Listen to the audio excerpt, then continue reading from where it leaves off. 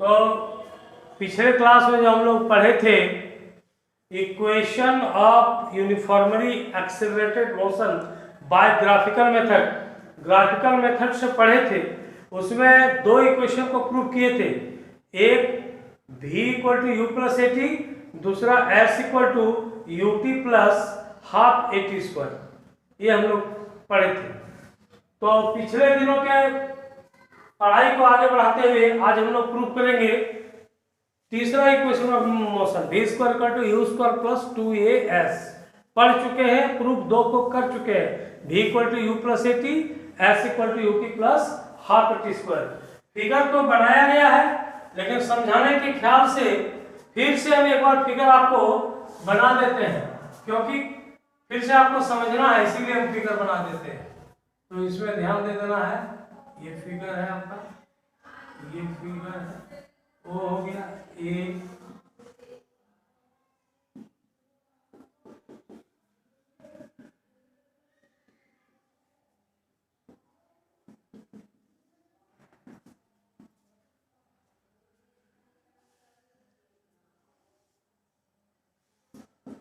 पूरे फिगर को आप देख लीजिए, समझ चुके हैं, समझा चुके हैं आपको कि ये जो OA है इनिशियल वेलोसिटी है, ये U है, ठीक है, और आफ्टर टाइम t इसका वेलोसिटी हो गया v।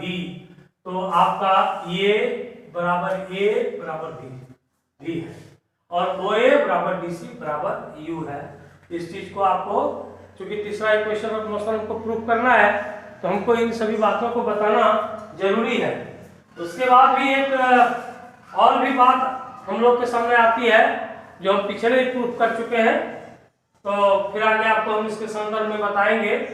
अभी हम चर्चा कर रहे हैं कि यहाँ डिस्टेंस ट्रैवल्ड क्या है, OABC के एरिया के बराबर है, और ये एरिया जो है ट्रेपीजियम के एरिया के बराबर है।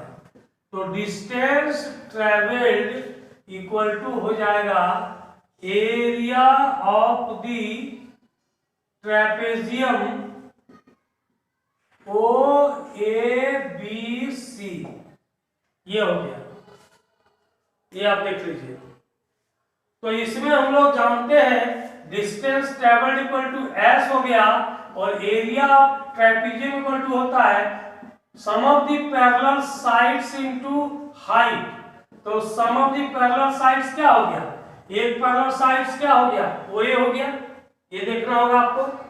एक पैरेलल साइड हो गया OA और दूसरा पैरेलल साइड क्या हो गया, DC। OA प्लस DC, ठीक है, DC हो गया, OA प्लस BC, और बाय हो गया 2 तो यहाँ है ही, इसलिए इसको इस प्रकार से लिख दीजिए 1/2 इंटू हाइट आपका ये हो गया 80, हाइट हो गया 80।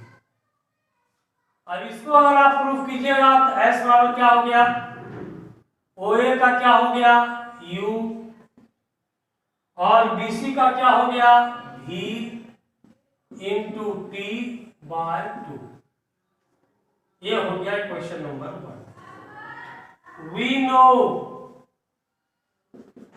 that V equal to U plus 80 और U plus 80 equal to V।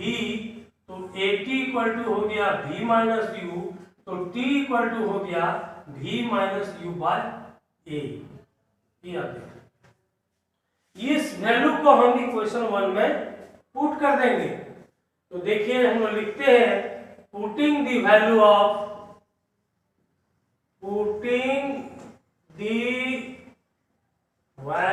Of T in equation 1, T in equation 1 we get, देखिए इक्वेशन 1 क्या है S, तो S लिख दिए बराबर U लिख दिए प्लस V लिख दिए बाय 2 लिख दिए, और T के बदले क्या लिखना है, V minus U by A।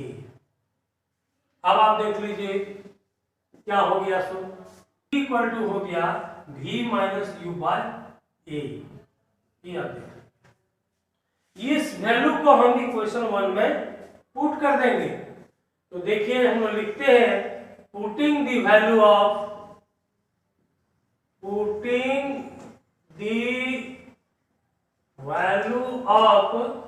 t in equation 1, t in equation 1 we get, देखिए इक्वेशन 1 क्या है s, तो s लिख दिए बराबर u लिख दिए प्लस v लिख दिए बाय 2 लिख दिए और t के बदले क्या लिखना है v माइनस यू बाय ए।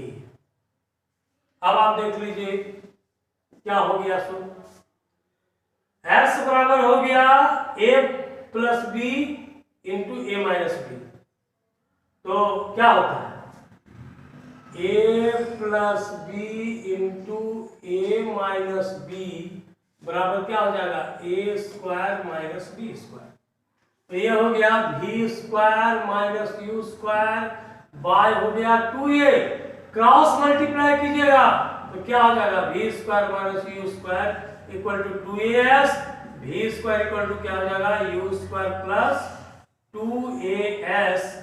इस प्रकार से equation of uniformly accelerated motion जो है इसका जो थर्ड इक्वेशन है, ये third equation v square equal to u square plus 2as proved हो गया। इस बात को आप ध्यान दीजिए, ये प्रूफ हो गया v square equal to u square plus 2as। तो इसको आपको करना है, इसको बढ़िया से लिखना है, लिख करके आपको तैयारी करना है और फिर इसके आगे थोड़ी सी बात अब हम इसके आगे आपको बताने वाले हैं, ध्यान देना है, वो है यूनिफॉर्म सर्कुलर मोशन। ये आपको जानना है कि यूनिफॉर्म सर्कुलर मोशन क्या है और सर्कुलर,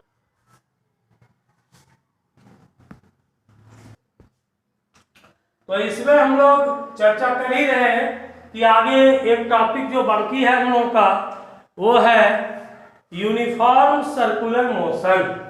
ये टॉपिक का नाम है यूनिफॉर्म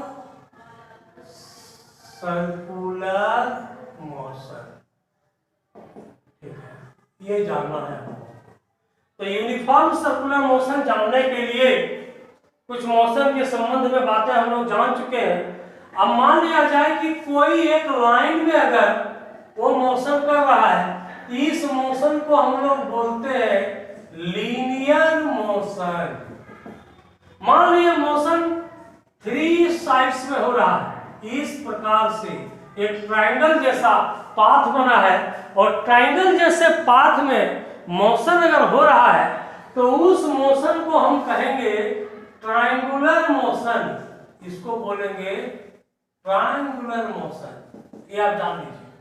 उसी प्रकार से अगर वो एक 4 साइड्स में मोशन हो रहा है, ऐसे इस प्रकार का मोशन हो रहा है ए बी सी डी, तो आप जान लीजिए इस मोशन को हम कहने वाले हैं क्वाड्रिलेटरल मोशन। क्वाड्रिलेटरल मोशन कहने वाले हैं। मान लिया जाए ऐसे पाथ पर मोशन हो रहा है तो इसमें 5 साइड है, तो इसको हम लोग बोलेंगे पेंटागोनल मोशन।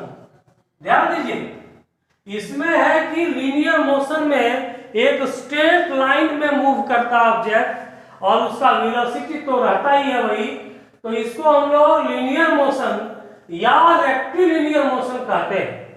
वही जब 3 साइड्स में मूव करता है तो इसका मोशन इसका वेलोसिटी जो है सो 3 बार चेंज होता है, ए बी सी, ये हो गया ट्रायंगुलर मोशन। उसी प्रकार 4 साइड्स में ये मोशन हो रहा है, इसको हम लोग कहते हैं क्वाड्रिलेटरल मोशन, क्योंकि 4 जगह इसका वेलोसिटी चेंज हुआ है। और जब ये पेंटागोनल मोशन में 5 जगह इसका वेलोसिटी चेंज होता है, 5 ए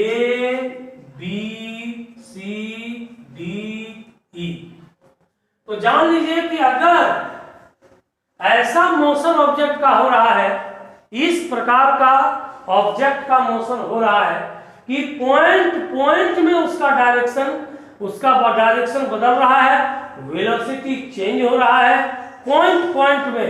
जैसे मान लिया जाए जब इस प्रकार का पाथ बनता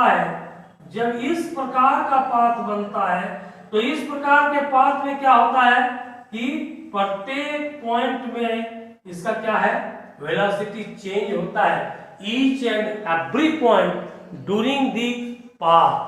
तो इस प्रकार के मोशन को हम लोग कहते हैं सर्कुलर मोशन, इसको कहते हैं सर्कुलर मोशन। ये बात आपको ध्यान में रखना होगा। अगर कोई पूछ दे कि सर्कुलर मोशन क्या है तो हम लोग कहते हैं when a body moves in a circular path, when a body moves in a circular path, it is called circular motion। इसको हम लोग सर्कुलर मोशन कहते हैं। या when a body moves in a circle, it is called circular motion। आप जान लीजिए कि जब बॉडी मूव करता है सर्कुलर मोशन में तो स्पीड उसका कांस्टेंट रहता है और उसको हम लोग कहते हैं uniform circular motion. When a body moves in a circular path with constant speed or uniform speed, it is called uniform circular motion। ये when a body moves in a circular path with constant speed, it is called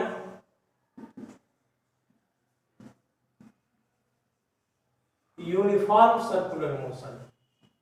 अगर कोई body एक circular path में move करता है uniform speed के साथ तो इसको हम लोग कहते हैं यूनिफॉर्म सर्कुलर मोशन। ये आज हम आपको इतना ही बात बताने वाले हैं, इसको पढ़ना है फिर आगे से बात करेंगे।